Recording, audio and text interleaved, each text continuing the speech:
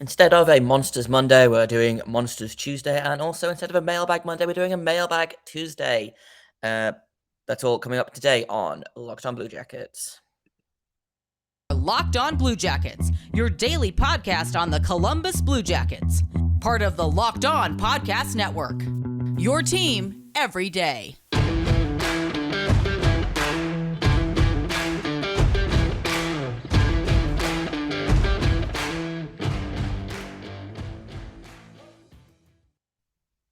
Hello and welcome to Locked On Blue Jackets, part of the Locked On Podcast Network, your team every day. I am, as always, your host, Jay Foster, here to bring you news, stories, trials, tribulations, excitement, agonies, joys, ranting, etc. All of the above and more about your favorite team and mine, the Columbus Blue Jackets. Before we get started, I want to thank everyone for making this your first listen of the day every day. Locked On Blue Jackets is free and available on all podcast platforms and also over on YouTube. So if you haven't hit the subscribe button over there, I would super appreciate it. If you have hit the subscribe button, I appreciate you. Thank you for listening, watching, etc. You're all awesome. Today, we are going to be not Locked On Blue Jackets, but Locked On Cleveland Monsters, as we're going to take a look at how the farm team is doing. It's a heck of a lot better than last year, despite the fact that the Blue Jackets have all of their defensemen, or most of their defensemen, I should say. So let's start off with that, actually. Current Blue Jackets, current Cleveland Monsters defensemen up with the team are Gavin Beruther, Jay Christiansen, and Marcus Bjork. They also called up Tim Burney, who did warm-ups last night, or not last night, excuse me. Yes, last night, Monday night, against the Golden Knights, but did not play. And they, until about an hour ago, they also had Billy Sweezy. So that's 5 of the Monsters' top 6 defensemen. The 6th guy being, of course, David Jiricek. So the Monsters have had to adjust on the fly to that. They have signed a handful of guys to PTOs. They've called a handful of guys up from the ECHL, but mostly their defense has been some guys. No, that's unfair to say. Samuel Canasco has been with the team, and he, I believe, is leading defenseman in points at the minute. Cole Clayton, who's been solid for the Monsters for a couple of seasons now, and Ole Julian Bjorkvik-Holm, who has had the honor of being one of the few guys to play in the AHL, go back to the OHL, and then return to the AHL because of various COVID reasons. So they have a handful of guys, but it's been a weird one for the Monsters for a variety of reasons. They also got a handful. They've also lost a handful of their forwards as well. Obviously, Liam Foodie was called up, as well as Trafik Polanski. Brendan Gaunt was up for a little while. Obviously, they've got Emil Bemstrom was missing for a while. He's back with the Monsters and is, I guess, starting out right where he left off. Carson Meyer also up with the Blue Jackets at the minute. So of the top 6 scorers for the Blue Jackets, 4 of them have been with the of the top 6 scorers for the Monsters, 4 of them are either currently with the Blue Jackets or have been with the Blue Jackets. Kirill Marchenko, not one of those guys, and Justin Richards, also not one of those guys. Justin Richards, 5 goals and 10 assists in 16 games. Kirill Marchenko, 8 goals, 8 assists in 14 games. So, you've got to figure maybe one of those guys gets a call soon in the interest of, trying to get something started with the offense. I have really liked Trafik Polanski in his time with Blue Jackets. We talked about that in yesterday's episode. Quietly impressed by Carson Meyer as well. And Brendan Gaunt is a guy that maybe will never play above the 4th line, but has a really fun style of hockey that I like. So the Monsters, very, very happy to have him back. Last season, the Monsters' leading scorer was a defenseman, Jay Christiansen, currently with the Blue Jackets. But I believe he led the team in scoring with God, literally, I think it was like 45 points. He had 45 points in something. He had 45 points, yeah, in 62 games, and he was their leading scorer.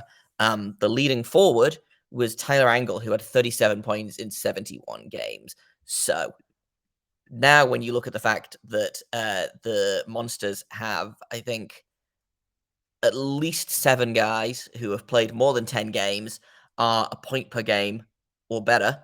Trey Wolanski already has 22 points in 14 games for this team. So very, very different from the Monsters of last season, who couldn't seem to score, who couldn't seem to get anything going, and who couldn't seem to win games, really.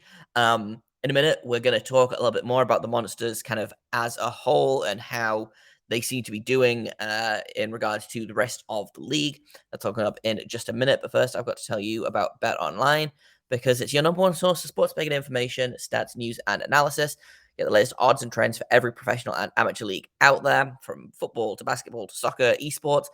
They've got it all at betonline.net. America is moving forward in the World Cup. So if you want to put some money on that, then BetOnline is the place to do it. If you want to put some money on the Monsters making the Calder Cup playoffs after missing out the last few seasons, you can do that at betonline.net as well. And if you love sports podcasts, you can find those at BetOnline too. And if you're listening to Locked On Blue Jackets, I'm going to assume that you love sports podcasts. They are the fastest and easiest way to get your betting fix. So head to the website today, use your laptop or mobile device to go to betonline.net to learn more. BetOnline, where the game starts. So let's talk about the Monsters in general, because, like I said, they are doing much better than last season. Last season, the Monsters finished near the bottom of the league. They were 29th of 31 teams. They had a record of 28, 35, 8, and 5. So for people who don't know how the AHL works, they record wins, losses, overtime losses, and shootout losses. So they separate those overtime and shootout losses separately. But what this means is the Blue Jackets, the Monsters, won 28 games and lost almost 50. 48 games they lost. So not great. Comparatively, so far this season, they are sitting at 17th in the league of 32 teams, so just about in the middle. They are third in their division. They are 9-6-0-2. They have 20 points in 17 games. They've got a point percentage of 0.588.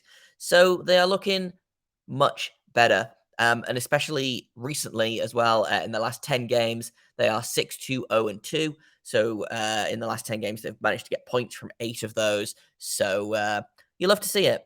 You love to see the Cleveland Monsters succeeding, and they're succeeding especially somewhere that Blue Jackets fans might not be very used to, where teams succeed. They're leading the league in power play percentage. They are at 33.9%. They have scored 21 power play goals in 62 opportunities, which I knew that they were good. I didn't think they were this good. So that's really fun. Unfortunately, they are kind of having the opposite effect on the penalty kill. They are 30th in the league at 68.5%. But when your power play is that good, and this is something that, I talked a little bit about on Monsters Musings when I was hosting that last season with Dean Weinheimer. Would you rather have a good power play or a good penalty kill? And frankly, I think I'd rather have a good power play. And so the Monsters are doing everything right there. Like I said, 21 goals in 62 attempts. They've allowed 2 shorthanded goals in that time, but it's pretty good to be a Monsters fan recently. Everything is happening. Everything is good for the most part. The players are scoring. The goalies are doing well, especially considering the goalies have been kind of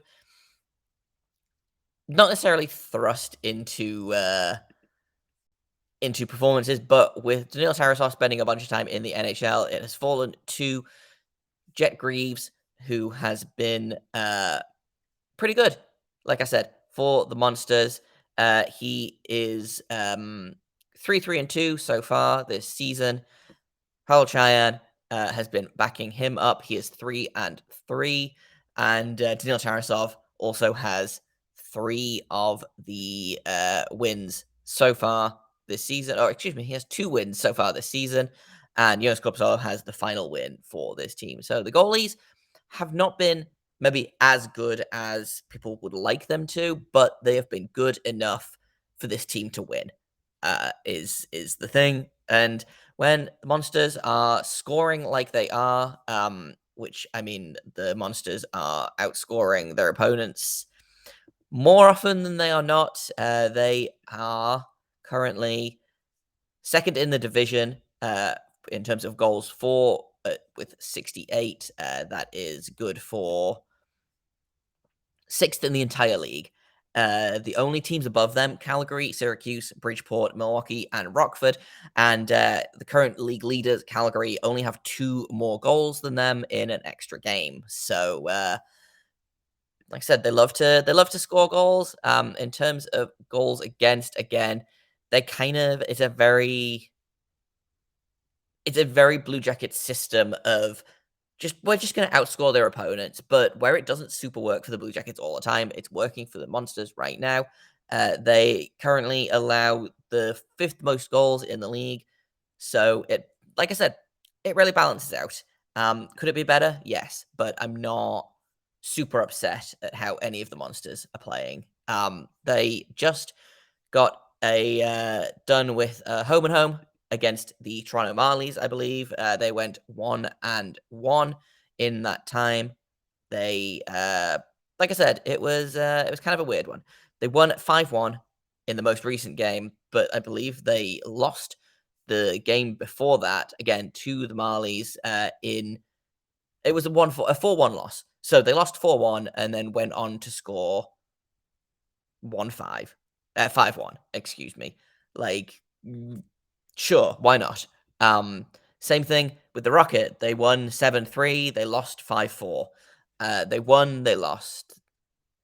They won, they lost. Like, that's the story of weekends at the minute. It's they win one, they lose one. 9-6 is not a great record, but it is a record that's good enough to get them into the playoffs. Their next game is Thursday against the Rochester Americans, and then they play again on Saturday against the Rochester Americans, who are currently not doing great. They are. Oh, excuse me, not doing great. They are sitting second in the division. I was reading the wrong thing. It is 10-6, 1-1. So they only have one more win than the Monsters. They've played one more game, but they are beating them in the standings by literally 2 points.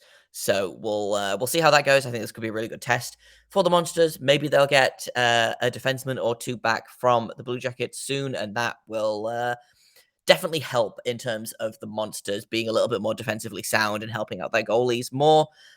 So yeah, it's a lot more fun to be a Monsters fan than it is to be a Blue Jackets fan at the minute, I think. So if you haven't paid attention to the Monsters, then this is me telling you to do so, because they are fun as heck and will probably only get more fun as they start getting guys back as the Blue Jackets get healthy.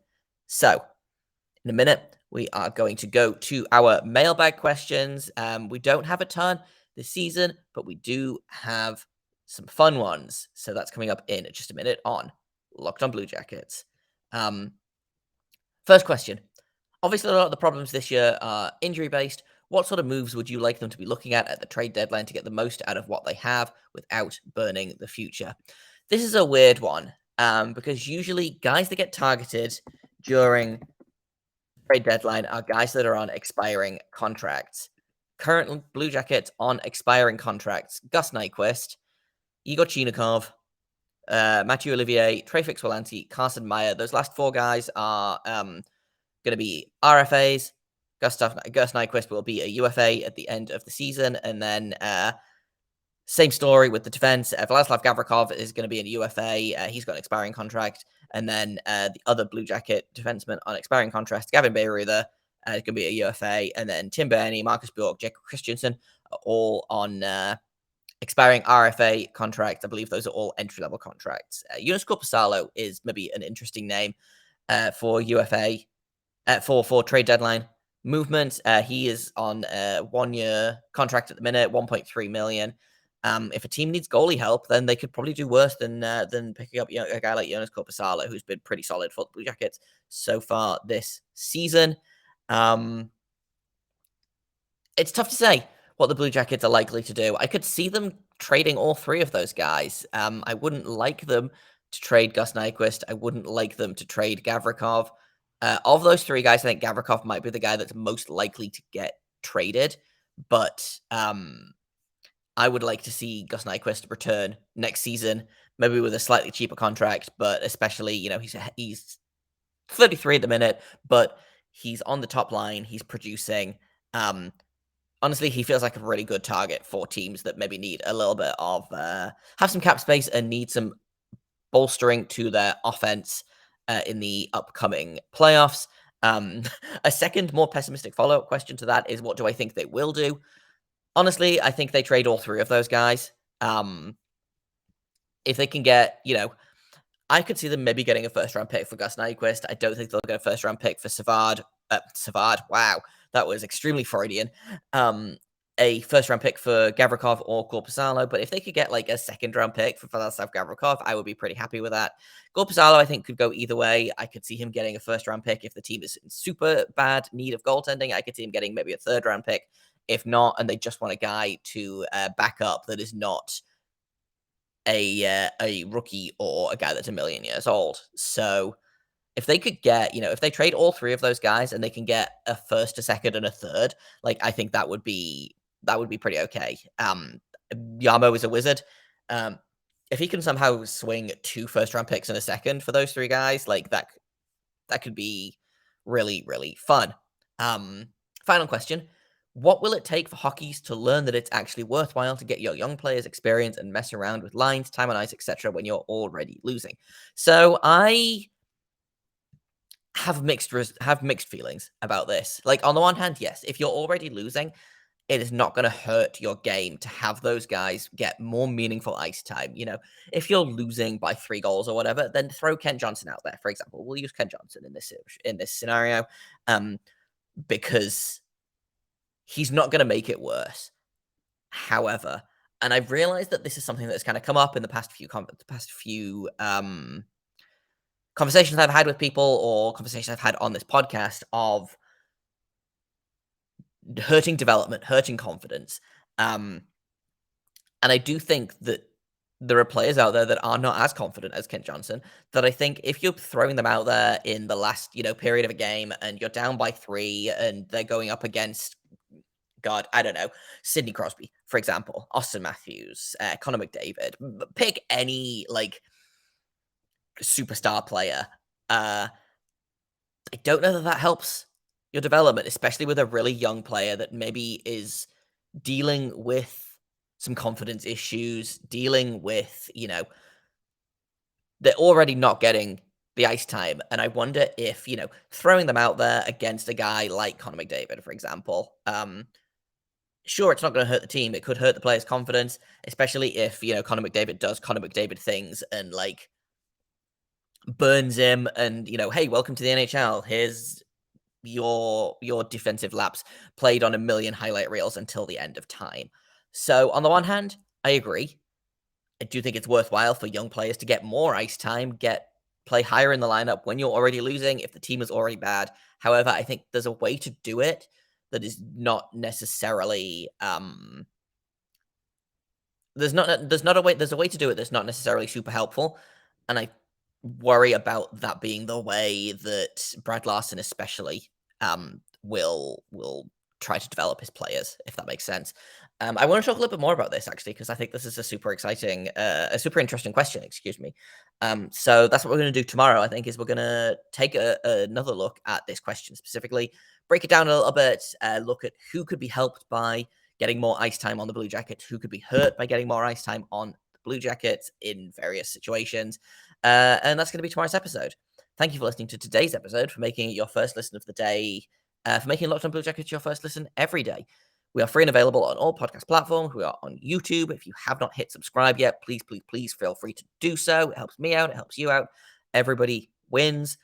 I've been Jay Foster. You can find me on Twitter at _Jacob Foster, JAKOBFORSTER. If you you have comments, questions, criticisms, if you have questions for a future mailbag, feel free to email them. We are lockedonbluejackets@gmail.com. And until tomorrow, make sure you stay locked on.